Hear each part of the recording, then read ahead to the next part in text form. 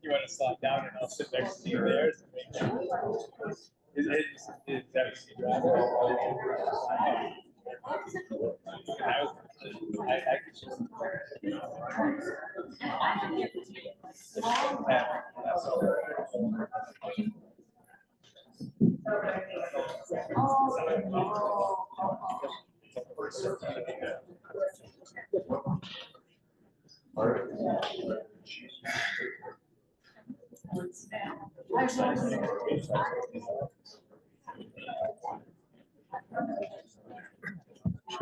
Oh, shoot, I should have opened up the PowerPoint, see, make sure it works.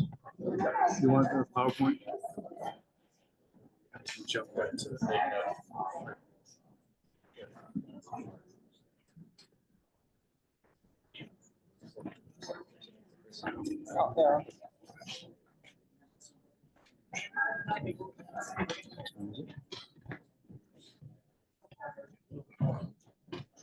Is that, did you share the screen so that they can see it on the?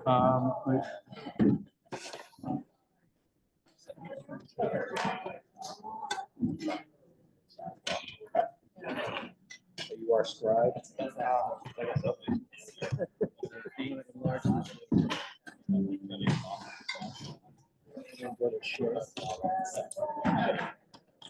Oh, you need to let me share. You need to let me share. He's sitting there. Send request. But these are you two.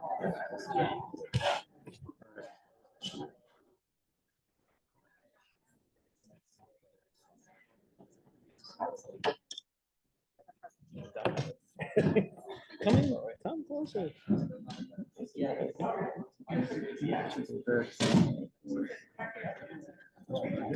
I'm late for my phone distracted, so. Are you good to watch? Not seeing. Not necessarily near this part, because I live like Phone not too back. far from here. Oh.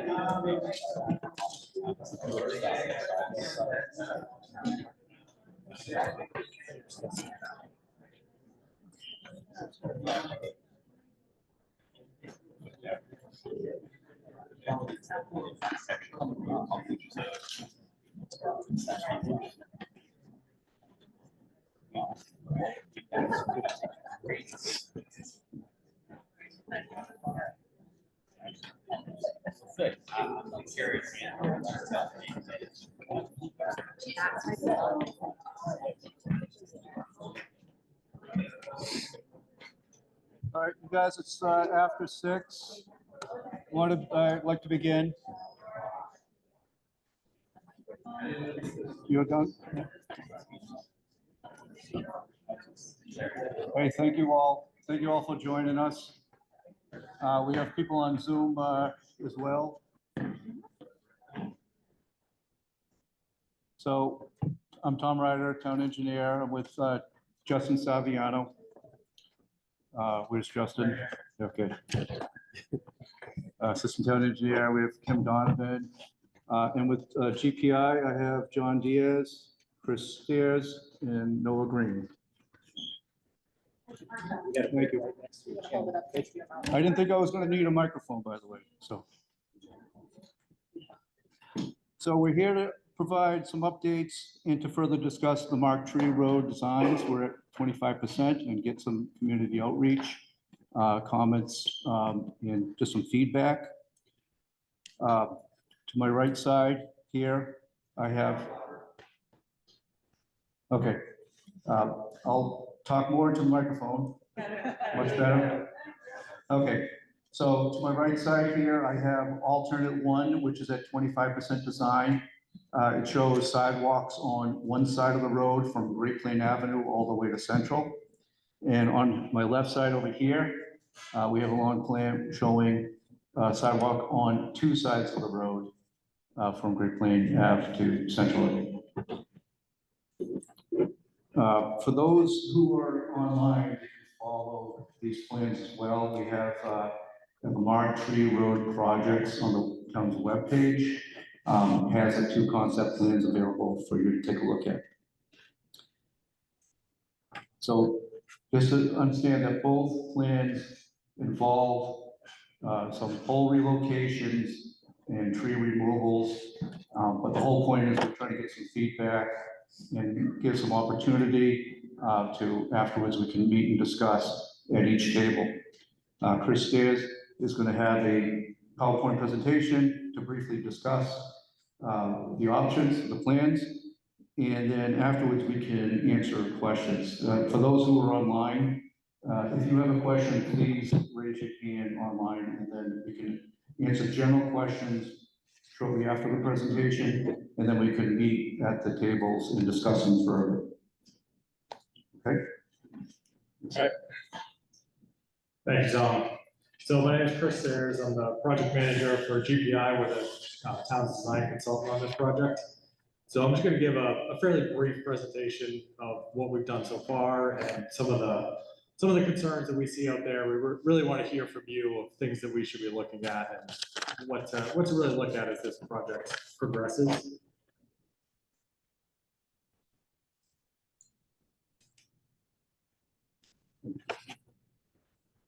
And I'm locked up. We're off to a tough start here. There we go. All right, so the agenda for tonight, we're going to do some introductions, which Tom just did. Limits of work, the schedule, kind of overview of the existing conditions out there, some of our design objectives, and then talk about the two alternatives, have a chance for some public discussion, and then the next steps. So Tom kind of went through everyone, so I'll go through this quicker. Tom just did, and then GPI is the design consultant, myself, John Diaz, and Noah Green. And we'll all be around the tables at the end to discuss the project. So the project location basically extends from Central Ave up to Great Plains Ave. The section 1 of Mark Tree Road from Central Avenue to High Rock Street has been recently repaved. The intent in the alternative of one sidewalk is to maintain that existing roadway surface, upgrade the sidewalk on one side.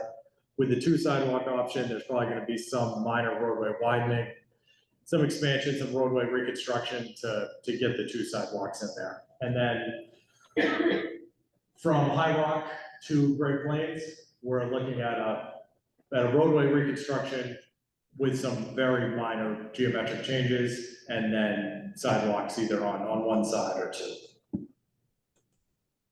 So the project schedule, we're here tonight at the initial public meeting. After this, we'll receive the comments, take all your input, and then move to preliminary design this winter, coming into final design this spring, and then looking to advertise the project for construction in the summer or fall of 2025, and then looking at starting construction the end of 25 or early 2026. So some of the existing conditions, a lot of the sidewalks out there really aren't ADA compliant. There's a lot of issues with tree roots. The roadway surface east of High Rock is in poor condition. It needs to be resurfaced. And then the trees, which are a big point of discussion on this project. A lot of the roots are impacting the sidewalks. So that's the main driver for the sidewalk replacement. Some of our design objectives, we're really trying to retain as many trees as possible, minimize impacts to private properties and also utility poles. Utility poles can become a challenge during construction. And then as a goal, improve pedestrian connections and sidewalk accessibility so people have a safe place to walk along the corridor, and then improve roadway safety. So in alternative one, we're looking to replace the existing sidewalk on the south side of the road. That would have all new pedestrian curb ramps, crosswalks, minor changes to the roadway geometry, and then resurfacing on that easterly portion of the project. So this alternative is gonna, we're only at 25% design, but we're looking at impacting 5 trees, 9 utility pole relocations, and we're looking at a cost somewhere between 2 and 2.4 million. Sorry, can you just distinguish what is the east, what is the west, what is the north, which is just so we know which one? Yep, so, sorry, when I'm saying south of where the existing sidewalk is, and then the north being the side that doesn't currently have sidewalk running the whole length. And then the east would be the Great Plains Avenue, and then the west is Central. I'll try to not use the north itself as much. All right, so for alternative 2, same thing, replacing the existing sidewalk, but then the addition would be adding a sidewalk on the other side of the roadway for the entire project limits.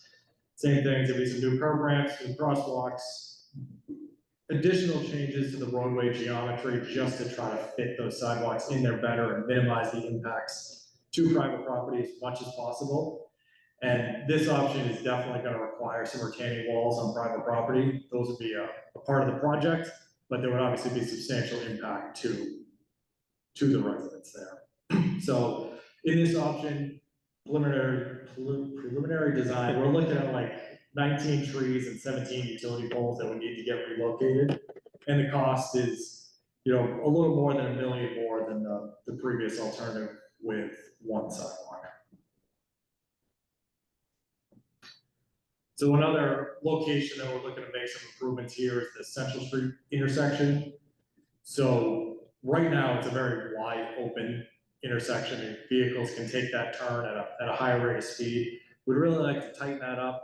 We're obviously need to look at what size vehicles can make that turn, but the goal here is to tee that intersection up a little bit more, improve sight lines, and just try to slow traffic down as much as we can and make a safer pedestrian crossing there, to shorten it up with the tighter geometry than it is now.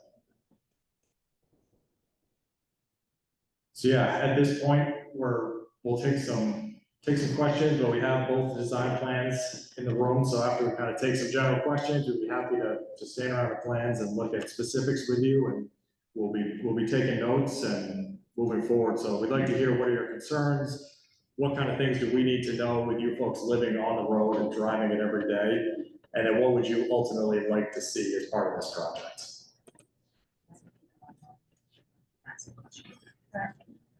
And if you are online, please go ahead and raise your hand and we will get to it.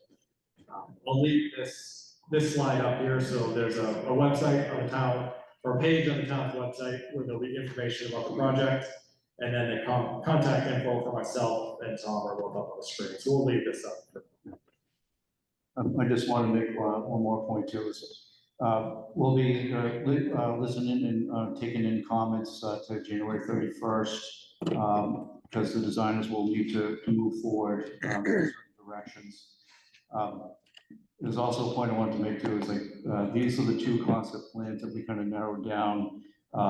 There were 2 other concept plans that required a lot more taking and removal of ledge material. So we figured these are the 2 that are more likely to be directed to final design. Yes. Yes. So I think in Chris's slide, it said that the sidewalk is 6.5 feet wide. Like what's the width of those I'm on the side of the street with the sidewalk.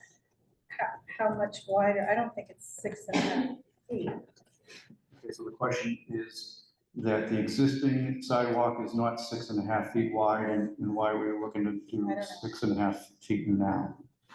Okay, you want to answer? Sure. So the distinction with the 6.5, right now, you're probably looking at 4 to 5 feet wide with a very small grass strip in a lot of places.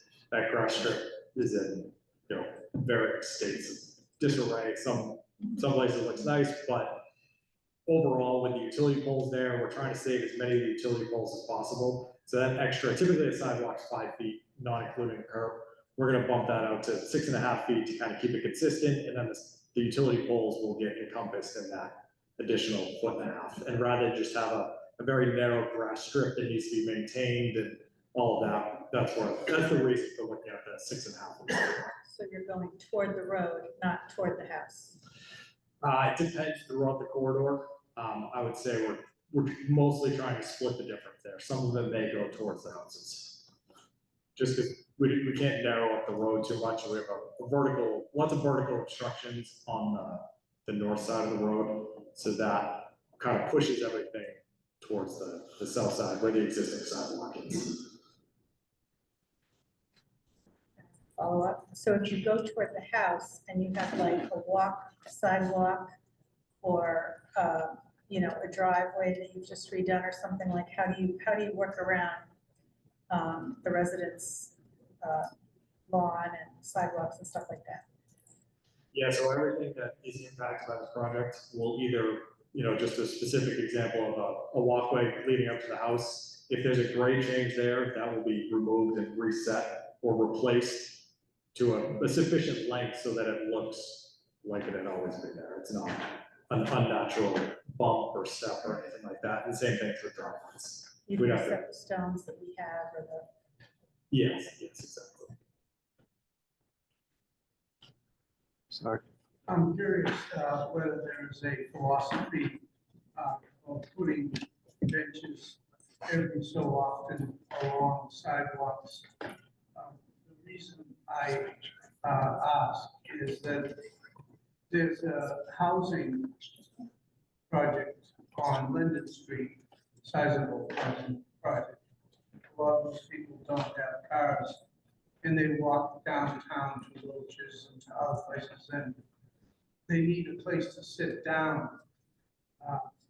On occasion, there have been people walking from Roaches who missed Linden Street and got down to Mark Tree and were headed up the hill at Mark Tree, exhausted, lost, no place to sit down. I was out cutting my grass and I've seen them, but I didn't know what the philosophy was about having a bench every so often along that route from downtown to the housing, and then maybe one stretch like from Great Plain up to Pine Bluff, where a lot of people walk to catch the train. Okay, just to summarize so everyone heard. So you're looking for the philosophy on whether we are going to explore putting in like benches for people to rest at certain locations, like space out a few benches. We haven't looked into that as of yet. It's something if we have the room available, keep in mind that the sidewalks are right now 4.5 feet wide. So in order to do that, we would be taking up some sidewalk space. So we. Or get the cooperation of some neighbors. Exactly, and that's the next point I was gonna make, is we would have to ask for permission for a residence if they're gonna allow such a thing, but that's something that we definitely note in the questions to see what we can do. Okay.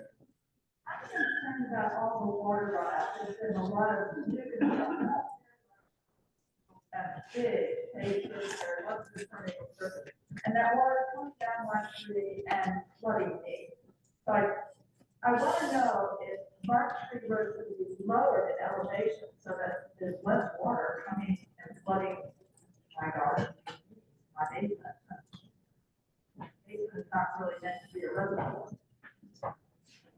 So the question was regards to actual stormwater potentially going into neighbors' properties and flooding out residents. And you were questioning whether we're gonna lower the road, so I do not see any change in elevations. No. Yeah, so at this point, we're not planning to lower the profile of the road. What we will look at on, those sections of roadway where the houses are lower than the road, where we have curb on both sides of the road to control that stormwater. And then when the driveways get reconstructed to connect to the new road, we provide a small berm there to keep the water within the roadway. When I got to go with that, did come to burn, did my driveway. However, the water routinely reaches that. It's not sufficient. Okay, so the follow-up question was that the stormwater regularly exceeds that berm, so I think that's a location that we'd like to talk to you a little bit more, and if there's something else we can do there, whether it's a relocated catch basin or something like that upstream to try to prevent that issue. We'll definitely look at that.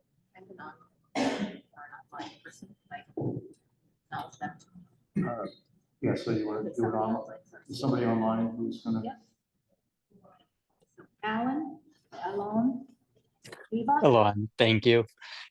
I had a similar question to the first question, just for clarification, but on the side of Martree Road that doesn't have the sidewalk currently, you mentioned that there was some plans to remove ledge and stuff. So if right now there isn't really a natural space, what would that construction look like?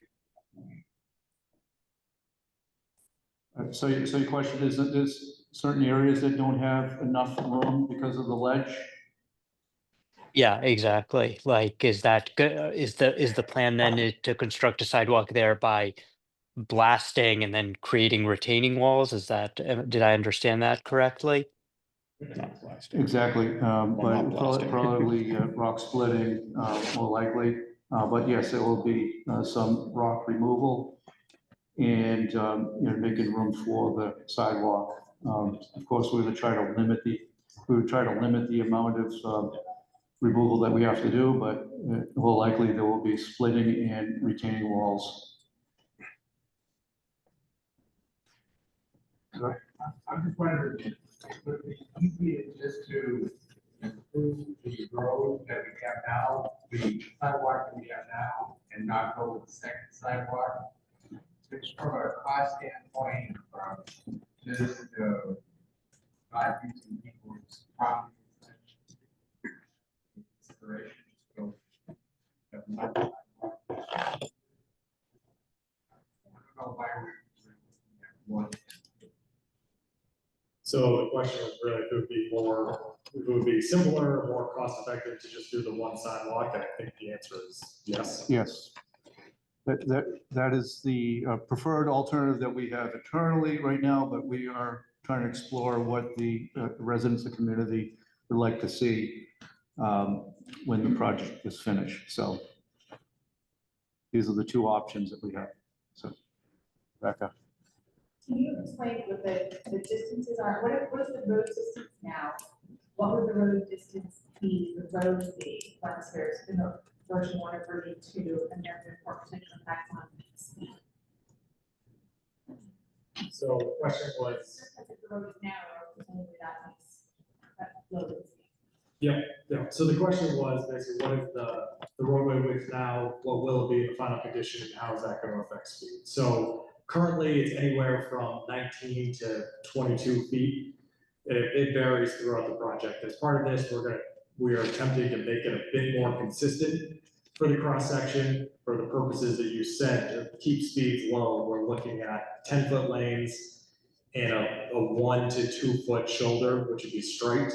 So that'll maintain that kind of neighborhood feel, keep the road tight, and that also limits impacts, but it helps to reduce speeds. So 9. Well, if we. No, so the 10-foot driving If we lane don't plus do the the 1 other foot side, if we shoulder. So don't we're do looking the at, we're trying to get sidewalk a on both sides, consistent we just do a 11 feet berm on that that side. 'cause from you're curb to right, curb curb. from And the that's in, sorry, and that's in the one sidewalk version or the two sidewalk version?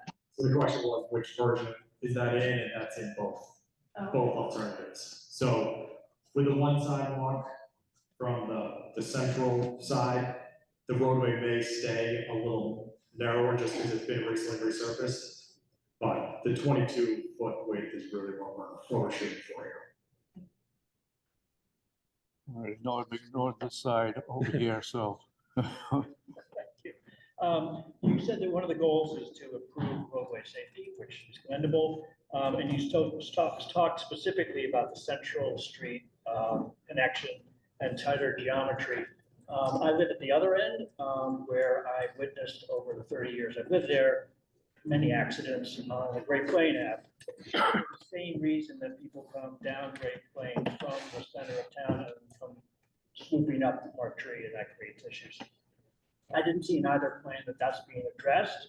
I understand that there are logistical issues with that, but I would want to ask about that, but also when you say improve roadway safety, could you be more specific about other aspects that you're addressing? Yeah, so the question was about what roadway safety aspects are we doing as part of this project, and also the intersection at Great Plain.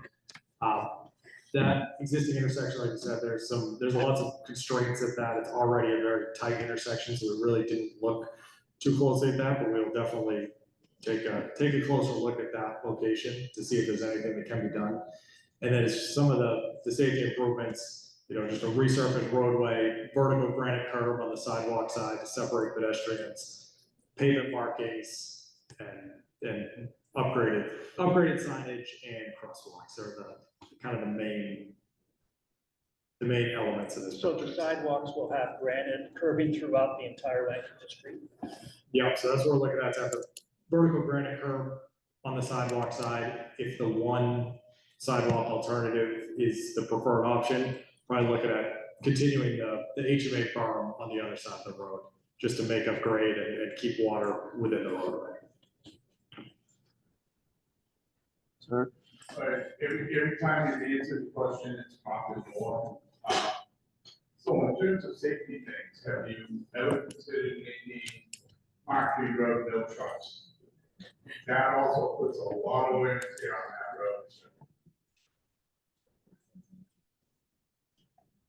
road. So when you put a truck exclusion, you would have to find a different route. And as you know, the RTS is on the other side where Central Ave is, and so it would be a little bit difficult. Also, it won't really exclude all trucks, because if they have a destination on Mark Tree Road or the side road nearby, those trucks would still be able to go there. So we haven't thought of doing a truck exclusion for Mark Tree Road. I think Central Street's a viable alternative. Next question, you talked about putting in a brand new sidewalk. Where does the town consider the existing boundaries between town property of the street and the homeowner at this point in time? How much land would the homeowner be giving up on that side of the road? So right now, we have a 40-foot layout. Oh, I'm sorry about that. So the question was that that how much property will the residents will have to give up in order to do the construction.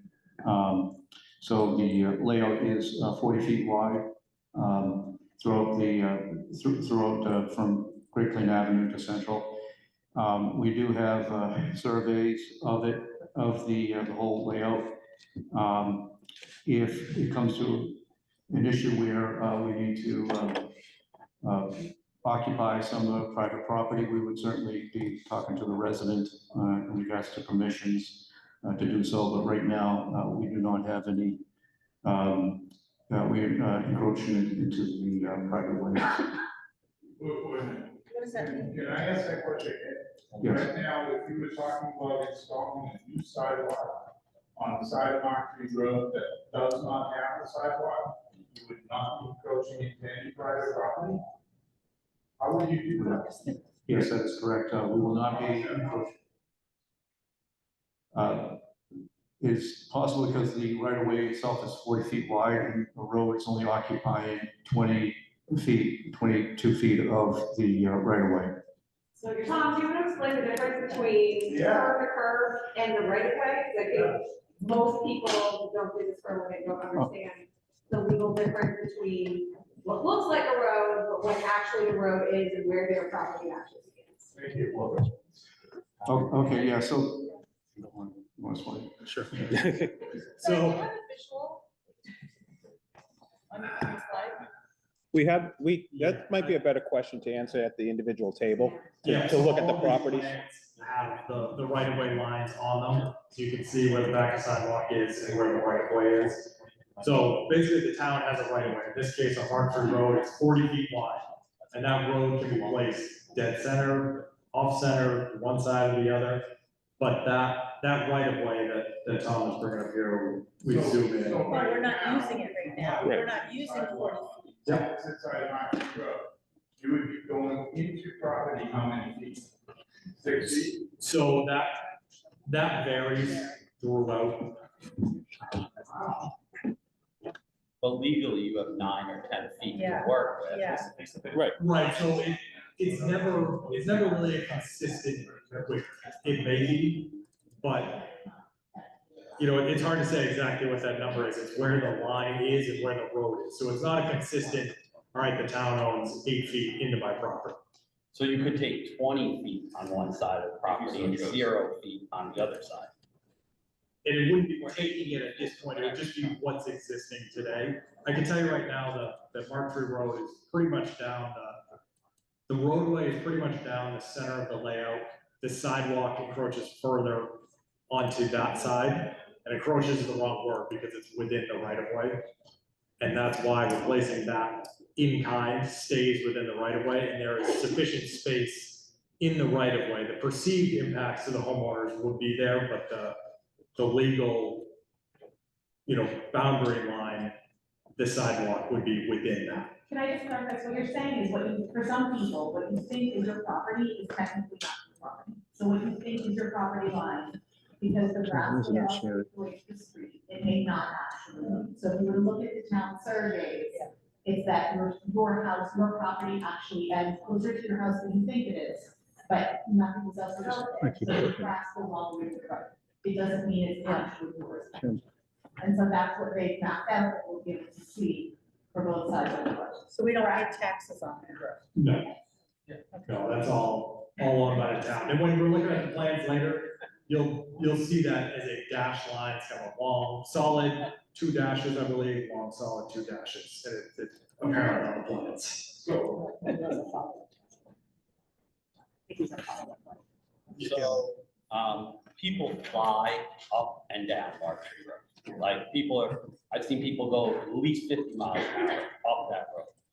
Do you have any plans to do anything to curb the speed on the road? So the question was, the residents seeing people speeding on the road, and do we have any plans to address that? So at this time, we're not showing any physical barriers, you know, raised intersections, speed bumps along the corridor. Part of this meeting, we want to get feedback, and if that's a desire of the neighborhood, that's something we can definitely be looked at. I know it's I mean, eventually you're gonna have something happen there that already happened outside the high school. And so rather than wait for that to happen, it would make sense if you're building some intersections, like pedestrian walkways, cross streets into that area, it makes sense to have some speed bumps or whatever you want to call them, raised street on both sides of those. Because people do fly up that road, and there's kids on both sides. Yeah, the speedometer that was put up, which we're very grateful for, it hasn't been working. And so on the, we have multiple young children that live on the non-sidewalk part, where we have to cross the street and cars are flying down. There was a traffic study done, and it's, That'll be just. And that's on an hour, it's already full of potholes and bumps, they smooth it out, it's gonna be like 85. Yeah, there has to be some way to curb speed without, like, if we do this without curbing speed, there's, like, it's gonna be much, much worse, no matter what you say to us now. Yep. It's something. Obviously, people are just gonna go fast. Nice road, with wide lanes. Yep. That's the speed base, it's actually been working very well. Thank you. And this is certainly the feedback that we're looking to get here. Traffic calming can be a kind of a hot button issue. Sometimes it's wanted, sometimes it's not, but this is good to kind of see consensus. I'm not sharing, so. So In 2019, I walked the entire Marjorie Road and knocked on every door and asked people to sign a petition to ban trucks from going up and down Marjorie Road. I went to the Needham Traffic Advisory Meeting and the town engineer at the time, rest his soul, he said that there was going to be a traffic study done, and they did the traffic study, and they said there wasn't enough truck traffic to limit. So this whole thing hinges upon the police department saying that there can't be any left-hand turns from Great Plain onto Central. And that's why the trucks go up and down Marjorie Road. So I think that beyond Mark Tree, we ought to talk to the state or whoever is in control of Central and Great Plain to make that left turn so those semis and 40-ton dump trucks and snow removal trucks from the town all winter long don't use Mark Tree Road as the access. The pavement is not built for the weight of those trucks. You know, you're not going to put highway specification pavement on this road. What has been done from High Rock to Central isn't heavy enough to carry those trucks.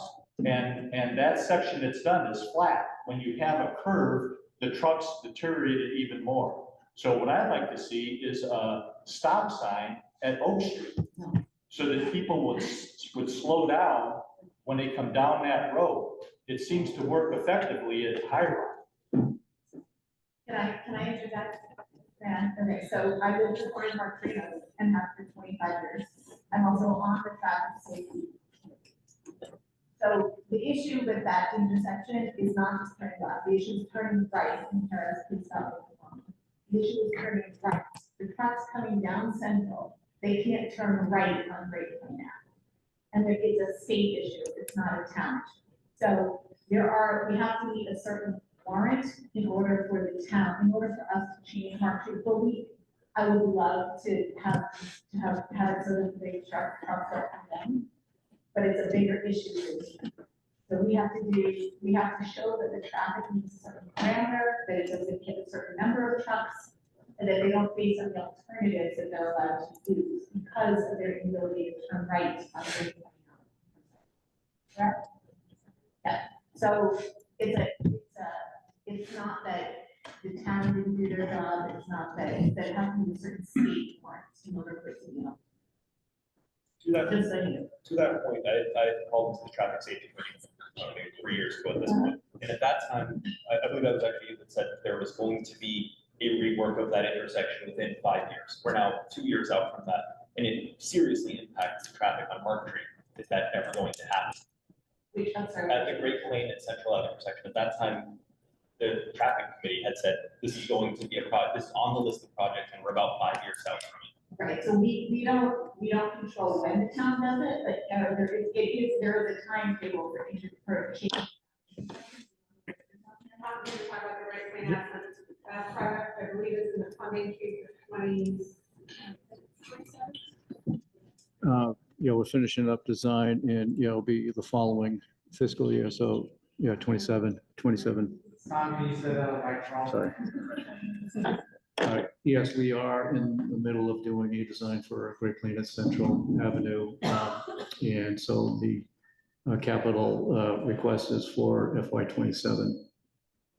So within that context, it's reasonable to evaluate the speeds on the truck traffic on Park Tree and then see if at that point that it meets the warrants. Fair. Yeah, so we'll be looking at the intersection of both, yes. Why would you spend $3 million now if you've got these other things? Number one. Number two, I think, Chris, you're hearing. They have your side of the street, the sidewalks, fix the sidewalks where they are. We don't need it.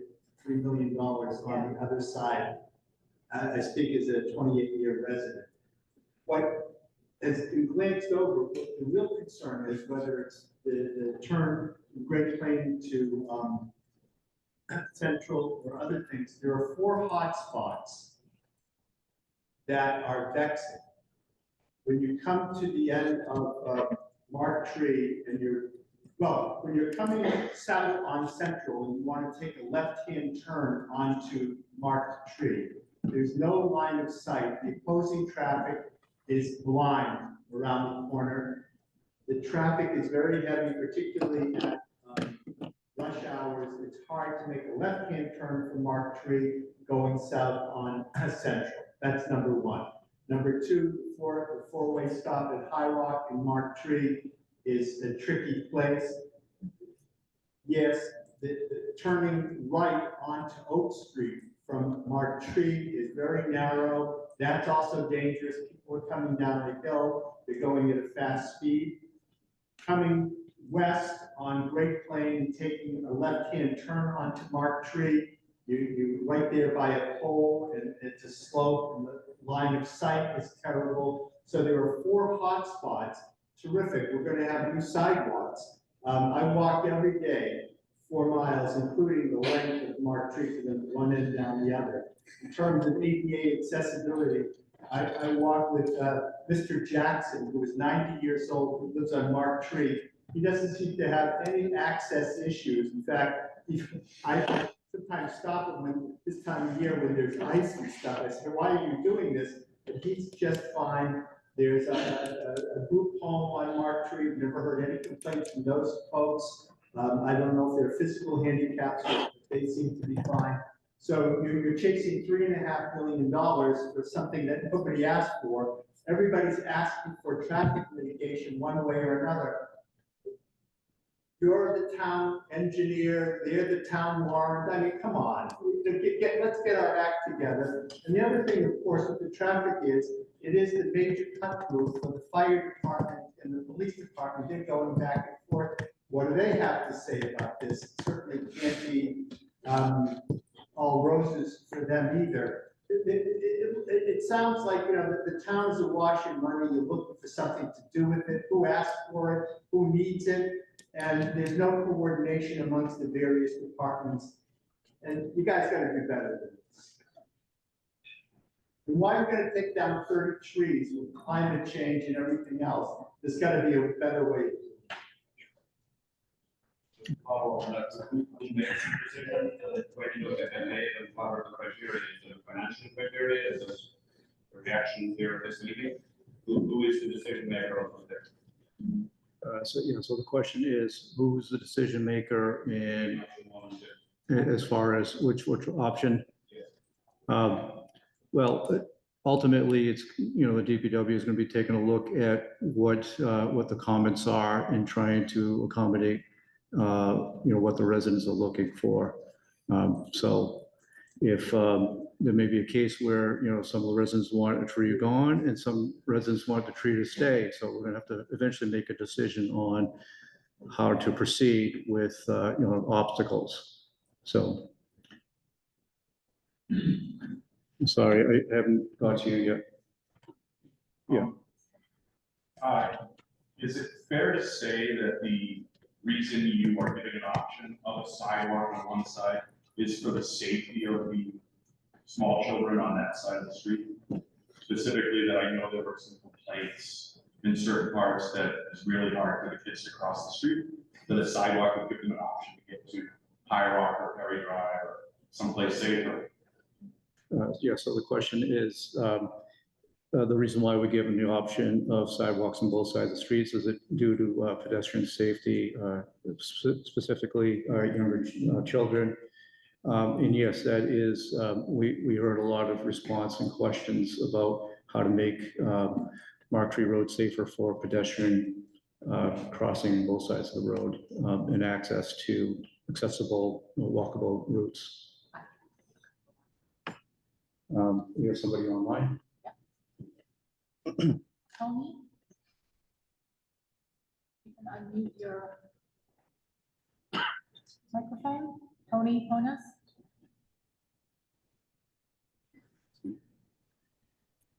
Hello? Tony, yes? Can you hear me?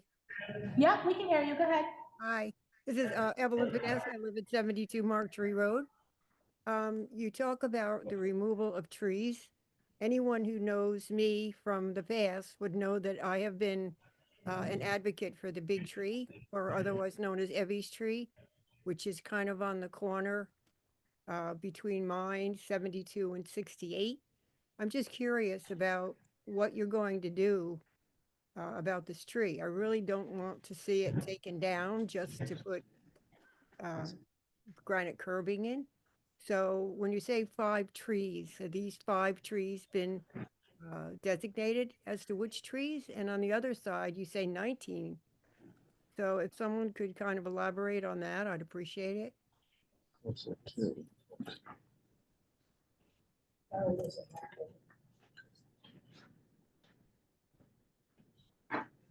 Hold on, Eddie, we're looking at it.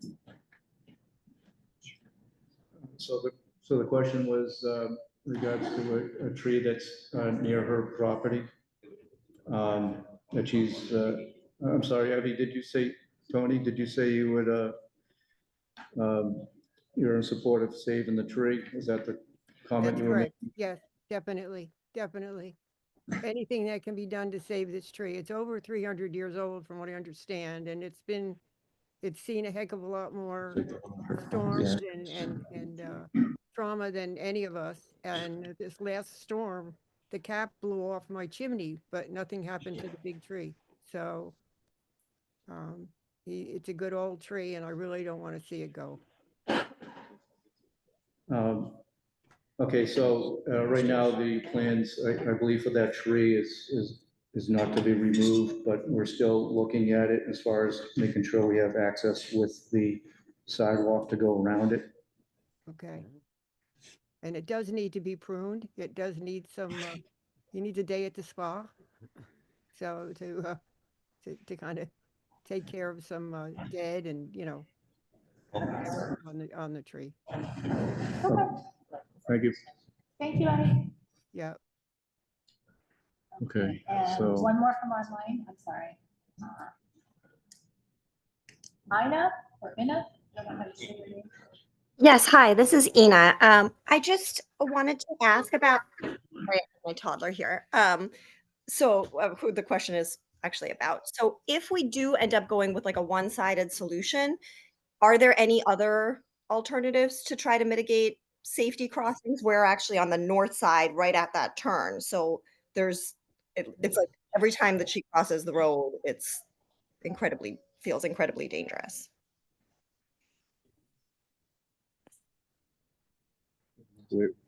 Where is she? So the question was, will there be anything done for essentially residents on the north side of the road to cross to get to the sidewalk? The plan as it currently stands has crosswalks coming from all the side streets. There's very little sidewalk on the north side of the road, but there are going to be crosswalks at the side street intersections with Marktree Road. So nothing for the areas that are not at a cross street.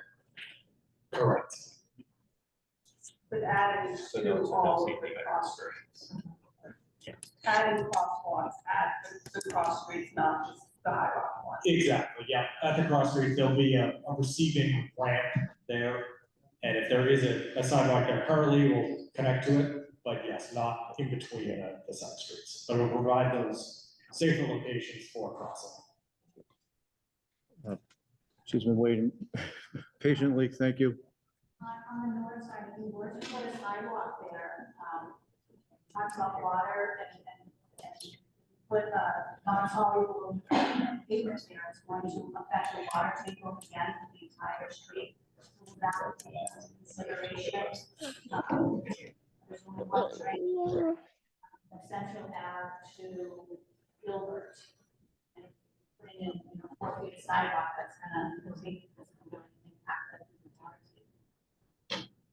The question was about drainage and the water table with the addition of a sidewalk, and yes, if the two sidewalk alternative is pursued, there would definitely have to be drainage improvements made with the curbing that blocks any flow. Is that part of that, or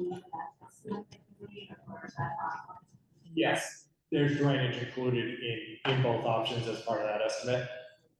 We're at a very conceptual stage here, but it was taken into account. Am I correct that if you put sidewalk on the north side, sidewalk solution, that the residents on that side would have much better sight lines in terms of their driveway, and also their children walking out to try to get to the other side, the sight lines would be a lot more. The question was if the sightlines would be improved from the driveways, if the sidewalk was added to the north side of the road, and yes, that would certainly improve sightlines as, some of those locations with ledge and some of the larger trees that impact sightlines, that would be an improvement. When we do something like this isn't like an override kind of thing, there's like a town budget for this. And that's my first question. And then what do you all want? Like, what does the town want to do? Do you want to do one sidewalk or two?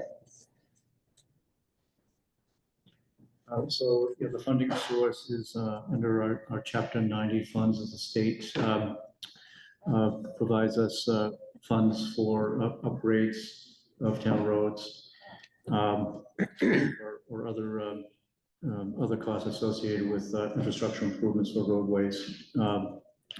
So my preference is actually alternative number one, but then again, we're here to listen to see what the residents want. You want to hear what the residents want, which is great. But this feels like an imperfect way to hear from all of the people who live on Mark Street. It feels like there's some very passionate views about this. I'm wondering if there's a different method by which you could solicit feedback from people who live on Mark Street Road, a survey of some sort, because it's very interesting listening to this conversation, but I'm not sure we're necessarily able to walk away with a great idea of how most Mark Street residents feel about it. Yes. Repeat the question, so. So the question is, how would you also gain more information from people who live in Mark Tree Road besides just this venue and this opportunity? If you go to the website page that is set up for this project, where you found the meeting information and the links to the different plans, in the paragraph right below that, you will also find a link to a comment or a question form that you can fill in and put your comments and information in there. And then it gets emailed to the engineering department or the appropriate department to answer that question. If I can just follow up, that's helpful, but that's very different than a survey that says, do you prefer one sidewalk or two?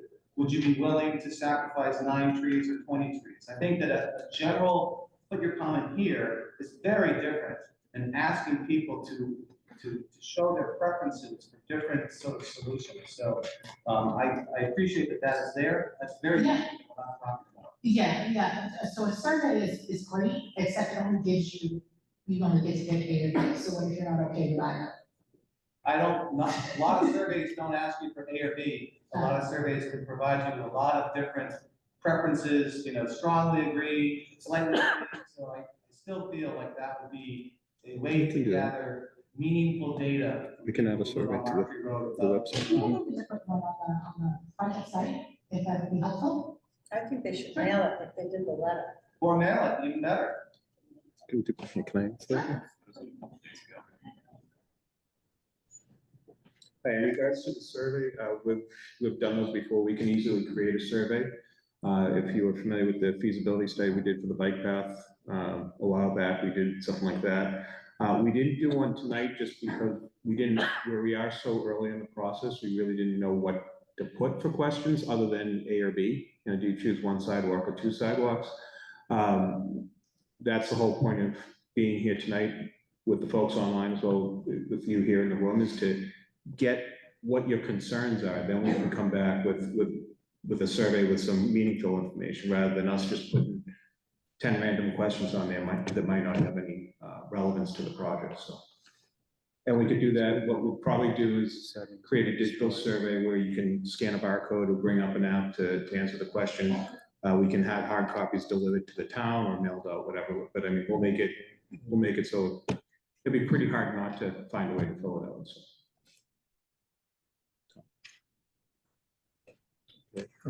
Sorry. Is there an option for a sidewalk on part of the other side of the street, potentially be part of the street, which I think is where there's the greatest safety issues, which is from Perry Drive to Highwall? I don't think there's as much on the flatter portions of the road. It's on the slope portion of the road where there's really high speeds and where there's that wall and really hard for kids to step on. Assuming that's the problem we're trying to solve, the sidewalk the whole length.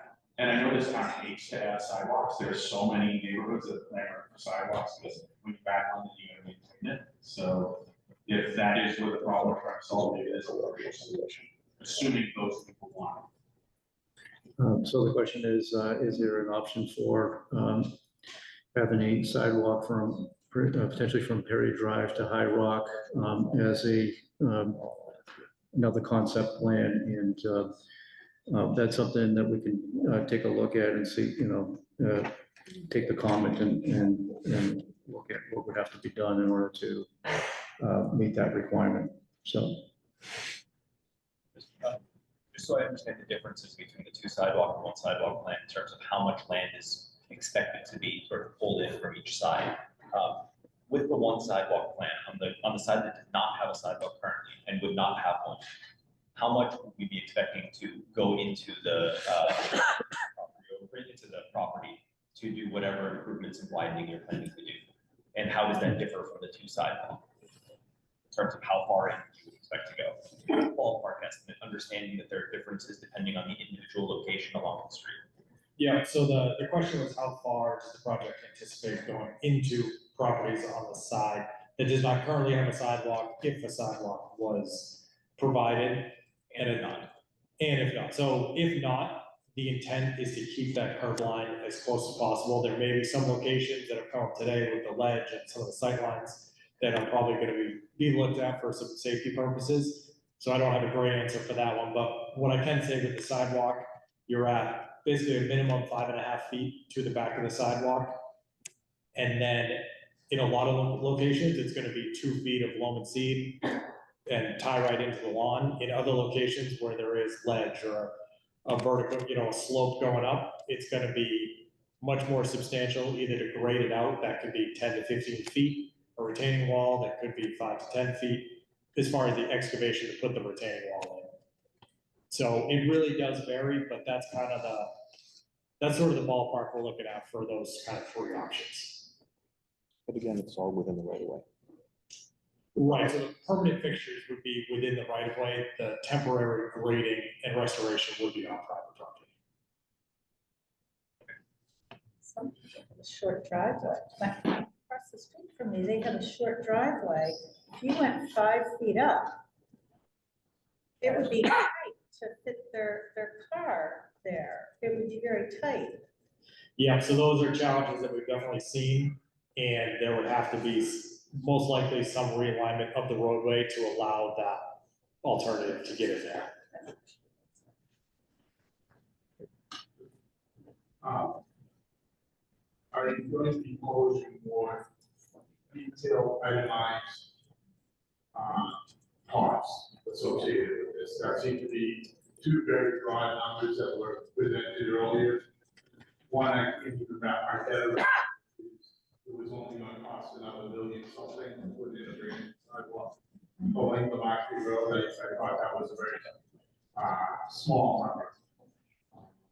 what are the true costs and are you publishing an itemized estimate? Yeah, so the question was, will the town be publishing an itemized estimate? I'm not sure how the information will be disseminated, but as part of our final design, we will develop a full itemized estimate for the project as it moves forward. These are conceptual estimates at this point. There's obviously quite a bit of backup that goes into it, but it is conceptual, and as we move forward, there will be an itemized list of every item used on the job with a weighted average bid cost and quantities, and that's how we'll develop ours. So 1.2 million for a brand new sidewalk from Great Plain Ave to Central Ave is a good estimate. Yeah, I mean, it was a little more than that. I think it was like 1.2 and 1.3 more, but yes, I mean, $1 million a mile for a sidewalk seems crazy, but that's where we're at. Don't worry about it. Make sure you put your hand first in the initials and decide. Karis, thank you. Sorry, my name is Carrie Kelsey, I'm the Director of Public Works. So the question was about itemized for like two comparison. So there's a couple of comments here about cost. So all these cost money. So what we really are trying to do is refine what the general principle is, what we're looking for, and then narrow down the cost of what each option is. If we were to do a full design for both projects to get you cost estimates, that would be much more expensive than when we sort of winnow down what the preferences are. There's a strong preference to have two sidewalks versus one sidewalk, and that would sort of take it in one direction or the other as far as cost estimating. You don't really want to look at full design of two separate projects because you're not going to construct two separate projects at the end of the day. So really, that's why you have this high level cost estimate with a fairly large swing on either side, because you know what the design is going to look like. And then as we sort of get feedback, we can refine that design down further and further. We can look at the individual trade-offs and choices and what those costs are. Yes, so before the survey, I'm curious, you just have to show a plan, whether people are going to not prefer what they're not necessarily like. But it's possible this meeting, obviously, third people, it's not just going to be representative. I think We're gonna agree not to stone the people that want to, though. Or the people who want to stick with that. But I think to Ben's question before, the challenge is the people who are directly hampered by not having one.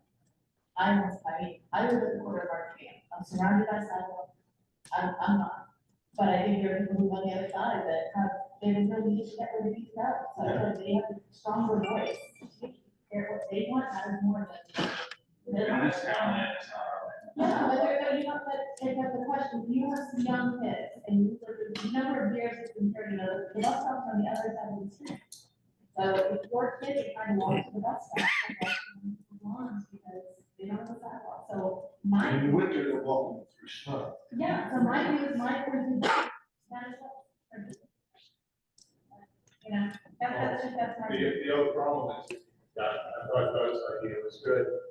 You know, get the point that everybody was looking at the section, but that actually connects then to High Rock, which doesn't have sidewalks on that side. So you're then gonna put in sidewalks on High Rock from Mark Tree to Central.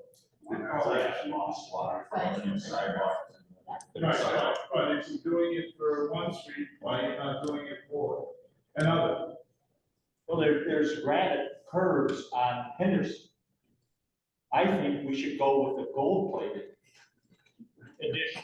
I'm for a $5 million budget. I think we should have granite curbs on both sides, concrete sidewalks on both sides. I think we should take the trees down that restrict the traffic. I think we should have Eversource put all the utilities underground. I mean, we deserve better. That Mark Tree Road is an artery to this town, and we the ones who have to suffer from it. It is unsafe, and it's just a matter of time before there's going to be a bad accident like there was over at the high school. I think we have to take this project very, very seriously. And I think from what I did when I took the survey, that a majority of the people, like 90% of the people on Mark Tree Road feel the same way. And I think if you took a survey and went up, down the cross streets, you'd even get a bigger population of Needham that that feels the same way, that it's unsafe. So I don't think there's any amount of money that can stand in the way of a child having a way to get to school safely. I've been thinking of this for a long time also, and I was involved in an accident on Great Plain, making a left-hand turn onto Walk Trade. And we've heard many accidents. I'm close to the corner of Central, though, three houses on the corner, and we've heard lots. I think you were in, but there was an accident there. So I think the biggest problem people are saying here is really safety. The last, I know for sure that the last 5 houses on North Trade towards Central, on the north side, we don't have young children, none of us do. But the only advantage for us having a sidewalk would be more trick or treaters. I mean, really, that would be the only advantage. There's not trust, it doesn't really matter. But the one point that I do think is important is that corner on Central and Rock Street, making that left turn from Central to Rock Street. I do it every day. And you really can't, like someone said before, you really can't see anything when you make that left turn. You just hope that no one's coming. So I think safety is coming out of the community is most important. Okay. Thank you. It's nice that you provided alternatives for people to talk about, but on a practical sense, I've lived there since 1970. I sit on the swing on my front porch lots of time and I watch. I would just like to offer, in my mind, the issue on Marktree Road is not trucks. It's cars that are going too fast and are out of control. When we first moved there was a hydrant out on Marktree Road in front of our house. It was taken down 3 times, each time by a car, and then they moved it around the corner onto Oak Crest so that it wouldn't be taken off anymore. It's cars coming down too fast. The other thing is parents of young children walk with their children across the street. It's a dangerous street, but if you have to cross, which is for all the kids going over the High Rock school, they have to cross. So it's a dangerous street. So parents, by and large, have walked their kids across the street, walk them up and get them started down Oak Crest. And once they're headed down Oak Crest, they're fine. But that's the way it has worked in the neighborhood since 1970. Still happening now. There are some young kids across the street that come across. I fear greatly if you were to put a sidewalk on that side of the street, what would happen to the driveways of the cars coming out on some of those things. The other issue that one needs to think about is the progress of the project itself. The ledge on the other side of the street, it's not conducive to blasting. So you'd be there with a whole ramp for how many years, I don't know, to get the space that you needed to do it. So I think Mr. Ryder has kind of tipped his hand of having information that we all don't have about how the work will proceed. And there may be value in having it on one side and including it, although he's kept the option of both sides on the table. Okay, anyone else online? I don't have anybody online. Just one more thing. I think it would be very helpful.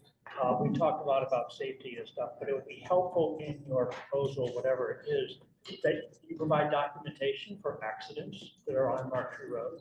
Because people have talked about various hotspots, and I've witnessed a lot of accidents at my end of the street. But I think that would be helpful in giving support to the plan that you're putting forth. All right, thanks, Joe. That was a request to kind of document the accidents that have happened along the roadway.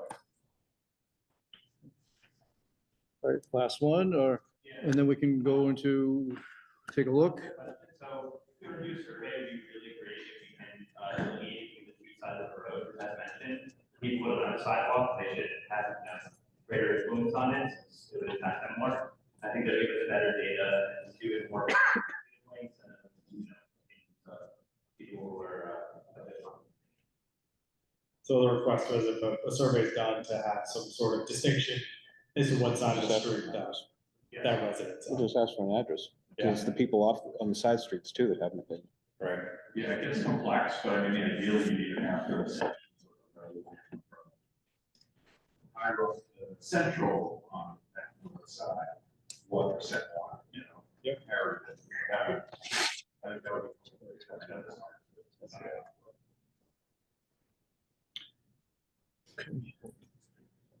Just one other observation. The gentleman over here said he was walking every day from there to 90 or 90 plus years old. And something I want to point out is that while we are current residents of Mark Tree Road, and obviously not all residents are here today, this impacts more than just the current residents. We have visitors, we have other townspeople transiting the road. But also your 90-year-old resident, no disrespect to him, but he's not going to be living on Mark Tree Road forever. And at some point, he may move out or may not be a resident anymore. And who's going to move in? Probably somebody with young kids. Not another 90-year-old. It's going to be somebody with young kids. And as neighborhoods turn, we're going to get more and more young kids. And we should think of others, not just. So dynamic process. Years ago, I had young children, I had all the concerns about the young children, about sidewalk, getting to the other side, getting to school, et cetera, certain things, we do that, going into it, we made that decision, despite the need for safety issue. And we made sure until they got to a certain age, they would never cross that. They never would have crossed Mark. There's certain adaptations we made, and, it's just different. So, the 100 or so houses on Mark Tree Road, from one into the other, it spans all of it. So, I'm very sensitive to that.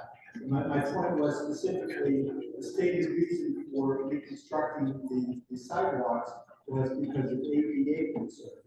Right, I noticed, 90-year-old men falls into that category. Right, so can I speak to that real quick? So my name is Shane Mark, I'm the Assistant Director of Public Works, and we talked a lot about ADA, and the question came up of like 90-year-old neighbor that walks these streets. So what we need to clarify to everyone is ADA is required under federal law. We do not have a choice when it comes to ADA.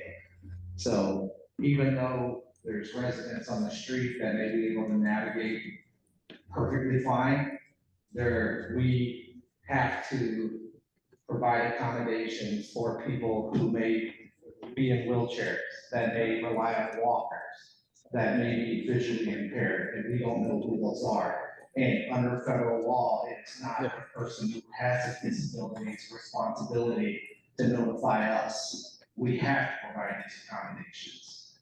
So when we talk about ADA accommodations, it's something we have to do under federal law, and simply it's just the right thing to do because we are human and we want to take care of our neighbors. So that speaks to that point. So when we talk about ADA, that's exactly why we're doing it, because we do want to be a welcoming and friendly community for everyone, not just people on the street. And also your hand up second. So the second thing, there was a question brought up on where there seems to be maybe a perception that DPW is running this alone. And I can assure you, when we do our projects, we don't do our projects in a silo. We involve police and fire in these projects. And when we're having internal meetings, we are sharing these plans with police and fire. We're getting their input as well. So when we design these roadways, we are going to design this roadway so that the ladder trucks can get down the roadway and make those turns. We're getting police and fire's input. It's very similar to the work we did on Webster with the raised tables. We didn't just put those raised tables out there.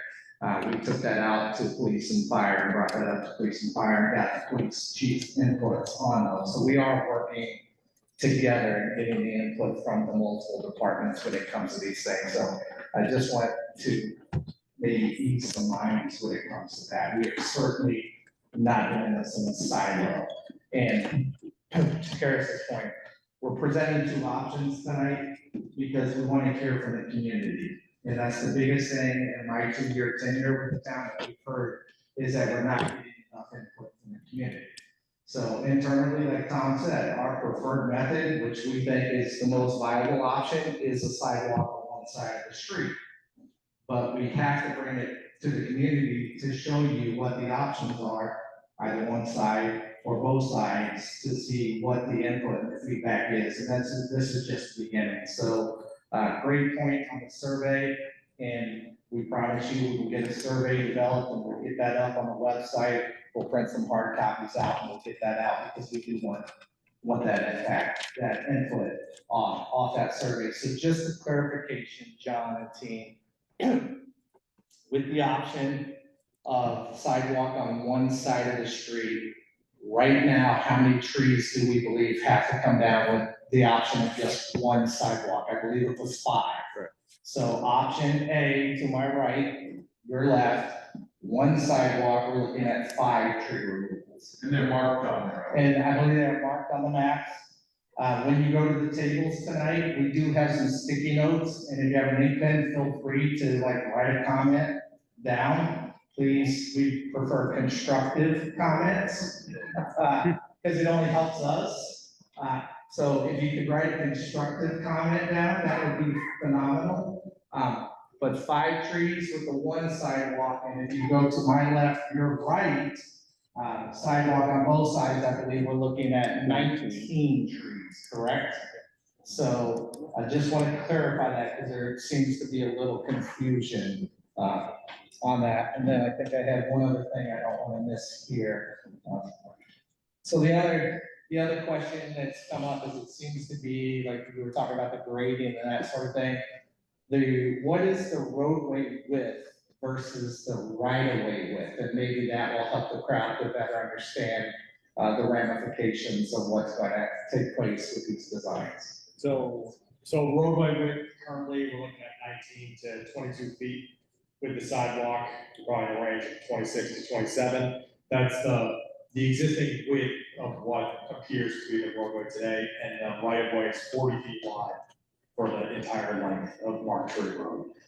So that just gives you an idea how much available space there is out there, and the road is shifted, is basically centered, so with the sidewalk, that existing sidewalk gets closer to the existing right-of-way line, and it's available right-of-way on the north side. And the reason I asked that question is if we have 40 feet of right-of-way, then we have width that we can play with that is within the town's right-of-way. So even though it may appear that we're encroaching on private property, in many cases, we're not encroaching on the private property. It is town right-of-way, which the town owns, that may or may not have private property within it, if that makes sense. So a retaining wall, a mailbox, those sort of things may be within our existing right-of-way that the town owns. So in all these cases, it doesn't necessarily mean that we're going onto your private property. In situations that we would go onto private property, we would certainly have a conversation with you first with that. So we wouldn't just come out there and go on your private property. And then as far as the grading is concerned, when he talks about the grading, he means with whatever roadway work we do, we may have to get permission to go onto your property to grade it in such a way that it's not just a sharp drop off. So just wanted to clarify some of those points. So I had one question here and then a question in the back here. Going up from Oak Street toward High Rock, I don't think you'll be able to get the grade to meet it. I think it's too steep. Are you proposing a zigzag to accommodate someone trying to get a wheelchair up that hill? So the question is concerned on whether or not we can meet the ADA requirements. So in cases where we can't meet the ADA requirements, what we do is we go to the state, and it's the Architectural Access Board, and we request a variance for those locations. So there may be locations where, as you said, and there's, again, we're only in a 5% design right now, is that correct? 5 to 10%? So as the design finalizes and we get closer to a final design, we'll identify these areas where we know that we're gonna have challenges with ADA. And if we can't meet those grading challenges, due to cross slope or other items, we go to the Architectural Access Board and we get a variance for a waiver in those cases. And then the state, essentially what that says is the state recognizes that it would be too costly or we just can't make those grades. So, question here? Yes, you didn't mention, there was a very sensible third option, mentioned, which is partial sidewalk on the north side in a critical area. Could that be taken seriously into consideration and looked at? I know you put a lot of work into two options, but it just seemed to me that made a lot of sense. So the question is, can we seriously take into consideration the suggestion of, whether or not we can do sidewalk on both sides in that section that was brought up between Perry and High Rock? And yes, we will take that into consideration and see what can and can't be done in that section. Absolutely. So it's the whole point of this meeting is to get the feedback and see what can and can't be done as a result of this meeting. Go to this gentleman in the back, and then, what I want to do is maybe we'll take 3 more questions and then let's break out to the tables. We could be here for the next 2 weeks. Just real quick, just so that people have something to take home with them and people that are online, looking out their front windows. If you were to put sidewalks on the other side of Mark Street Road, just a visual effect, are people looking at 6 feet in, over, I mean, a lot of fences I know are within 6 feet of Mark Street Road. A lot of stone walls are within 6 feet of Mark Street Road. People have everything going up the road, just so that they have a visual idea. 6, 8, whatever. So the request was for, basically a dimension off the existing curb, just for people to visualize. And I would say, for those purposes, it's gonna vary throughout, but say 6 to 8 feet. Okay, thank you. And so, yes, that does mean as we did our walkthrough, we did notify, and I meant notice, not notify, but we did annotate and notice that there are several encroachments into the town's right of way that as part of this project, we'll be working with the property and residents to remove those obstructions out of the town's right of way to make this happen. And fences are the greatest obstruction currently. So, one more question and then we'll break to the tables. For the utility poles that are moving, where are they moving to? So where are the utility poles moving that need to be moved?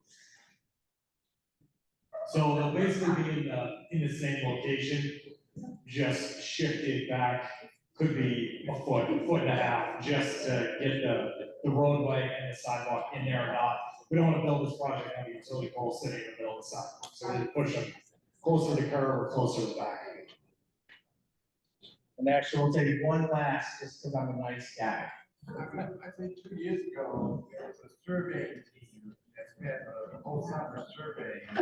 Our property is where the city property, the town property is. Is that what you're talking about? And they want it. And so the question is, the survey work that we've done on Marktree to establish where our right of way begins and where our right of way ends, is that complete? So that's what was going on over the last, how long, John?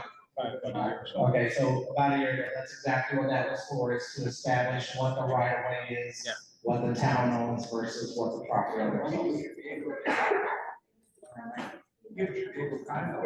Yeah, the stakes are still there, correct? They are, some. Yeah, unless they got removed. But yes, we'll be able to let you know too as we move forward with this. So if you do have questions on it, we have that data and we can share that data with you if you have any questions. We wanted to build a little bit, and we were hoping, what town trees would you pay for it? They said, no, it's behind the block, and then there was another tree that's the property block, and they said that belonged to the town. Yeah, so what I can say is the right of way, as you've heard tonight, shifts through there. It's not one consistent right of way where if you shot a point from here to the wall, it's a straight line. That right of way, like our property line, zigzags up and down the street. So that's why there might be a portion of a piece of property where we say, hey, this tree is within the right of way, this tree's on your private property, is because that line shifts. So my understanding is it's a landscaping, all that. city property, but. Yeah, so when we do these projects, all the loam and seed and everything, the restoration, the beautification, if you will, after the project, that is all included as part of the project, so. All right, I think we're gonna break to the tables now and take everybody's input. Thank you so much for your input tonight. We really appreciate it. Please feel free to stop by the tables. I'll just keep it open, so if anyone has any questions, for another 10, 20 minutes. Thank you so much. Thank you. I just wanted to understand, because I'm the house with the really annoying ledge cropping, so. Which one? The most obvious one that I suspect that you guys have thought about is the 115 right on the corner. Yeah. Yeah, so if I understand these plans correctly, both plans require you hammer drilling through that outcropping. There is no plan that doesn't do that. Tell you based on the this. story. I think that. Yeah, so, Yeah, oh, absolutely. Look, I'm on board because you can't see around it and flying. But just so I understand. Well, basically, yes. So essentially, when it just kind of knock it out from that ledge to the landscaping now. Just But it seems to me that you guys, based on where you, that's the shape that give or take 3 years ago. That's gonna be basically, that's gonna be most of that land. So, just in order to accommodate the lion's share of the time. I'm with you. With that. So Thank you. try to keep that both same. Sure, but you said that's 22 more feet, give or take, depending on And I what part of think the in that location, So, in there, so what they say where at your house where that ledge is, obviously, yeah, that would probably be. Yeah. Because we're the neighboring properties that are. Yeah.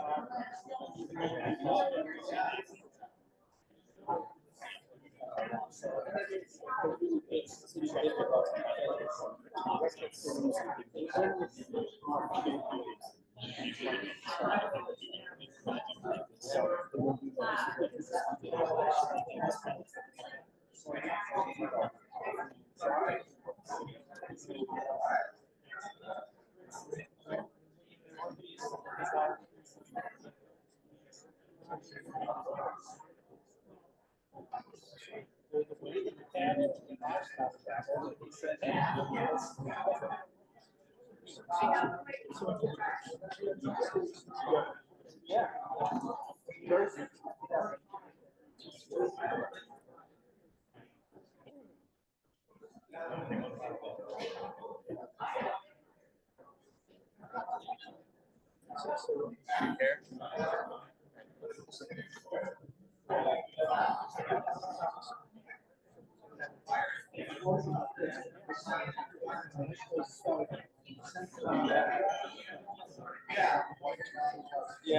Yeah,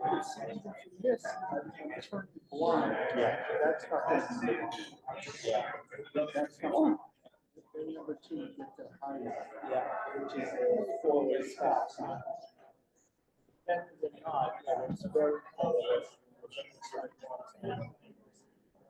This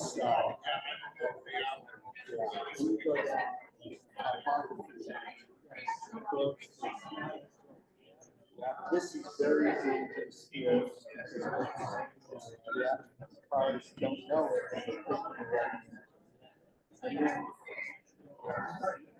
This doesn't come at this. Yeah, and then that's especially that drop off. It's 12 feet different. This must be, yeah.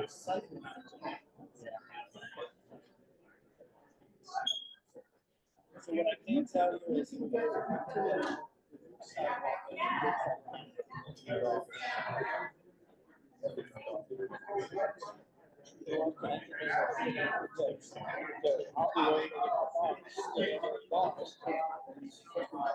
Yeah, it's, you know, it's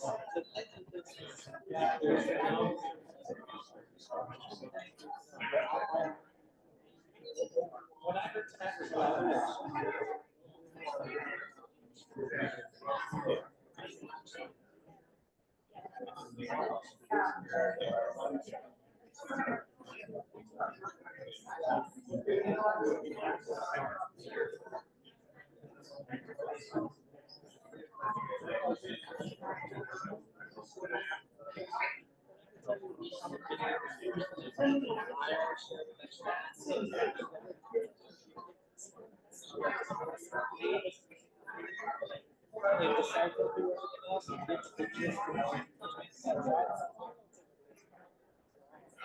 What I can guarantee you is that we go back and talk.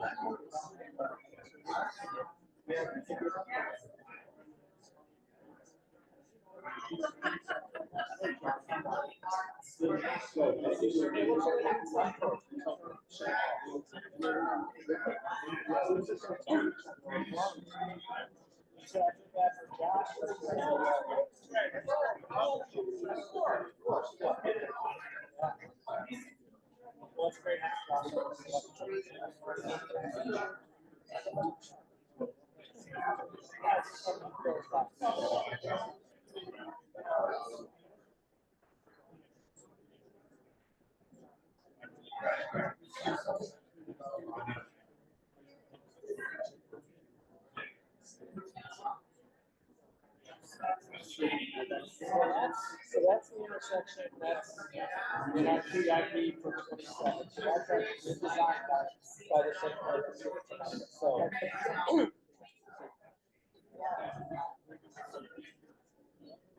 So that's, you can also.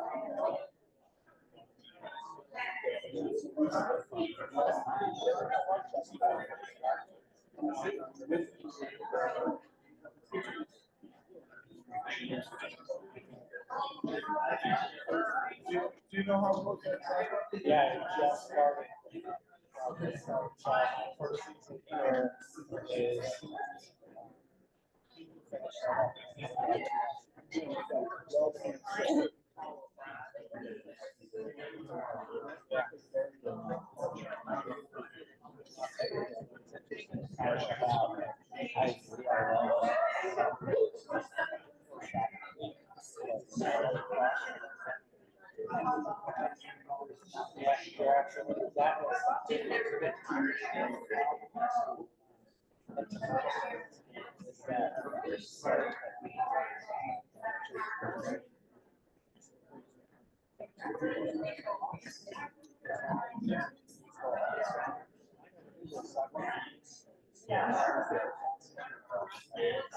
We're going. Bye-bye now.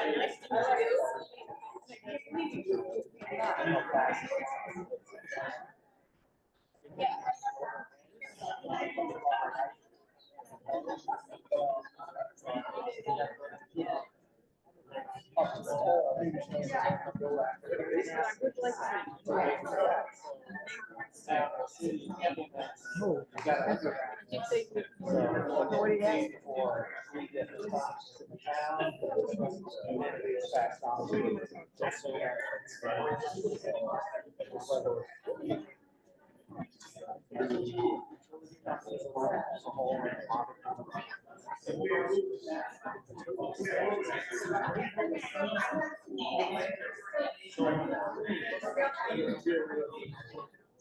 I was one of those elite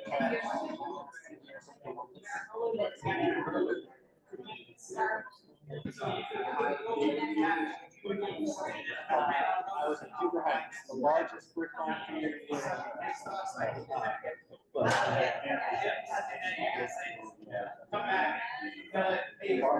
oh, no kidding. Okay. Wow. Yeah.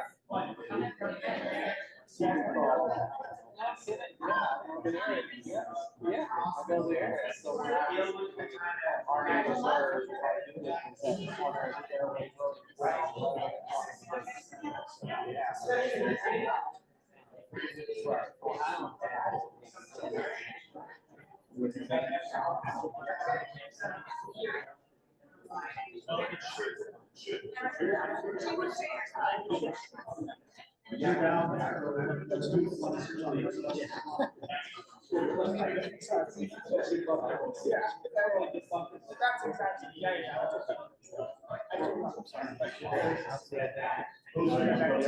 very nice. Very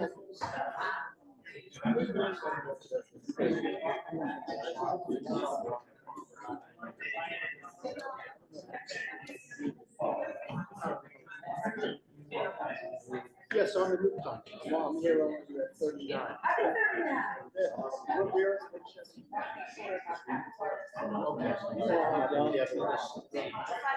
We're all young to this. I know. The downside is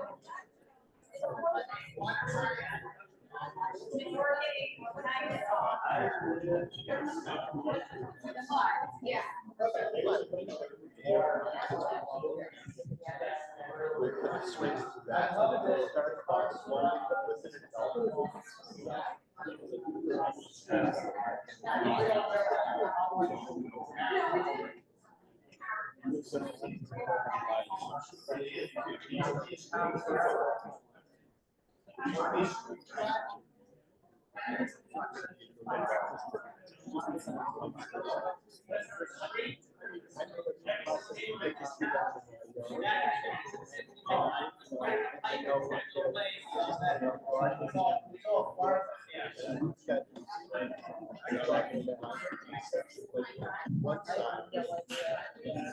Thank you very much for having us. Oh, thank you. Thank you for your help. Yes, thank you. Really appreciate your input. Well, I've been a 44-year resident, so I'm So you just moved here yesterday, I'm right? especially sensitive to this Yeah. because what happened in the high school just broke my heart. Yeah. You know, it's just, there's no amount of money Yeah. that can replace Have you a been child. down Webster lately? Yeah, so we're getting really a lot of positive feedback on that for the residents, Yeah. for the students, everybody. They're saying it really seems, and I can tell you, even when I travel it now, I find myself slowing down. Everybody, Just from, yeah. everybody that I talk to has elevated their sensitivity. The Yeah. problem with Mark III is we have so many cut through. Yeah, it's definitely cut through. And, you know, one of the things when I went to the traffic advisory committee, I pleaded with the police to give more tickets. Yeah. You know, we need more signage. You know, if we have all these crosswalks, are you gonna have the blinking signs everywhere? Yeah. I mean, that's a big expense, you know? So That's why I I'm can- saying 5 million is a number. Yeah. So we heard safety, and I will guarantee you, as we have further talks with GPI, we're going to share staff. Yeah. Really challenge them on what we can do. We just gotta get everyone to vertical, drive horizontal. an electric car, and we'll just put a governor on it when you go down a certain road, and it's gonna go over. a certain- I like that idea. I have a Tesla. I drove here on one, and it You is a can't drive powerful more than vehicle. 35 on a 35 or whatever. I like it. Problem is, Oh, you That- say get us all. I still want my own. Get us all to electric cars so then we can control the speed for everyone. Exactly. There you go. Oh, wait, this guy's going 60. Oh, no, you're not. You're doing this. Exactly. I like that. I love that idea. Well, thank you so much for your. All right, well, thank you for hosting it. I appreciate it. Okay. What the general plan is for our.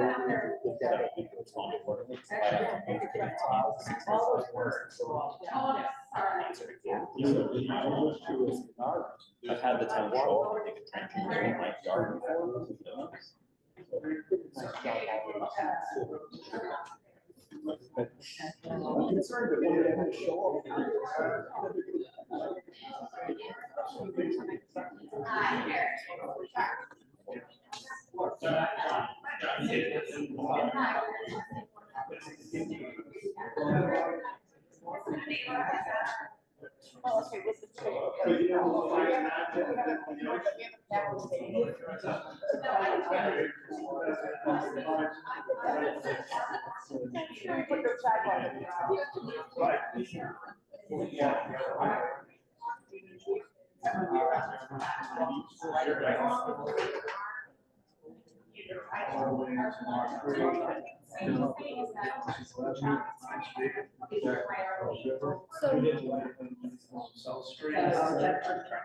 Okay, but that's what I'm saying.